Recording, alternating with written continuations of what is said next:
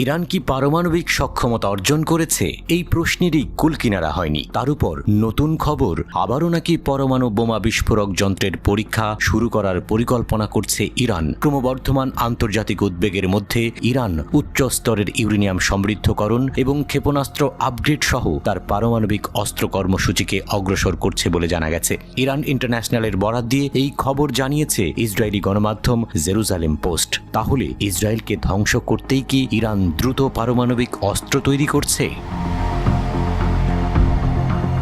Iran international ইরানি কর্মকর্তাদের উদ্ধৃতি দিয়ে এক প্রতিবেদনে বলেছে, ইরান তার গোপন পারমাণবিক অস্ত্র কর্মসূচিকে এগিয়ে নিয়ে যাচ্ছে। তেহরান একটি পারমাণবিক বোমা তৈরির সক্ষমতার খুবই কাছাকাছি পৌঁছে গেছে। ইরান ইন্টারন্যাশনালকে নাম প্রকাশ না করার শর্তে জানিয়েছেন ইরানের 3টি স্বাধীন সূত্র। তারা জানিয়েছেন, ইরান তার পারমাণবিক কর্মসূচিতে উল্লেখযোগ্য অগ্রগতি করেছে। রিপোর্টে উল্লেখ করা হয়েছে, কর্মসূচির মধ্যে রয়েছে প্রতিরক্ষামূলক উদ্ভাবন এবং গবেষণা সংস্থা SPND পুনর্গঠন, ইরানের পারমাণবিক শক্তি সংস্থার প্রধান হিসেবে মোহাম্মদ ইসলামীকে রাখা এবং পারমাণবিক বোমা ডেটোনেটর তৈরির পরীক্ষা আবার শুরু করা।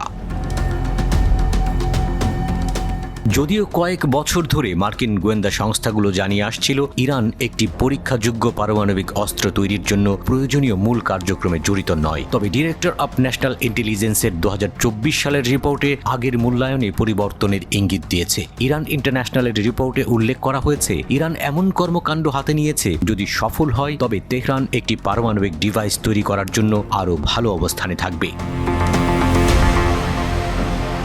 ইরানের সংসদ সম্প্রতি SPND এর পুনর্গঠন করার জন্য একটি বিল অনুমোদন করেছে। এটিকে আর্থিক স্বাধীনতা দিয়েছে এবং জাতীয় অডিট অফিসের তত্ত্বাবধান থেকে অব্যাহতি দিয়েছে। এই পুনর্গঠনের ফলে SPND বর্ধিত স্বায়ত্ত শাসনের সাথে কাজ করার অনুমতি পেয়েছে। সর্বোচ্চ নেতা আয়াতুল্লাহ আলী খামেনির তত্ত্বাবধানে পারমাণবিক ডেটোনেটরের কাজ চালিয়ে যাচ্ছে তেহরান। এবছরের 20 জানুয়ারি ইসলামী বিপ্লবী গার্ড বাহিনী IRGC 3 স্তর বাহক ব্যবহার করে একটি স্যাটেলাইট উৎক্ষেপণ করে, যা দূরপাল্লার ব্যালাস্টিক ক্ষেপণাস্ত্র প্রযুক্তির ব্যবহার নিয়ে উদ্বেগ বাড়িয়েছে। এতে করে তেহরানের সমালোচনা করে জার্মানি, ব্রিটেন এবং ফ্রান্স।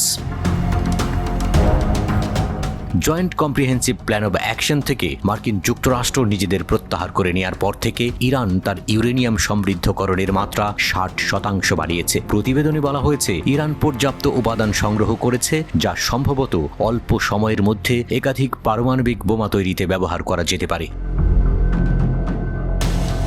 রিপোর্টে পারমাণবিক ডেটোনেটর উন্নয়নে প্রতিরক্ষা মন্ত্রণালয়ের সাথে যুক্ত বিস্ফোরক ও ধাতু বিশেষজ্ঞ সাইদ বোরজির চলমান সম্পৃক্ততার কথাও তুলে ধরা হয়েছে। অন্যান্য গুরুত্বপূর্ণ ব্যক্তির পাশাপাশি বোরজি তেহরানের পারমাণবিক অস্ত্র কর্মসূচিতে একটি গুরুত্বপূর্ণ ভূমিকা পালন করে চলেছেন। এই কার্যক্রম SPNDর বর্তমান প্রধান জেনারেল রেজা মুজাফফারানিয়ার তত্ত্বাবধানে রয়েছে।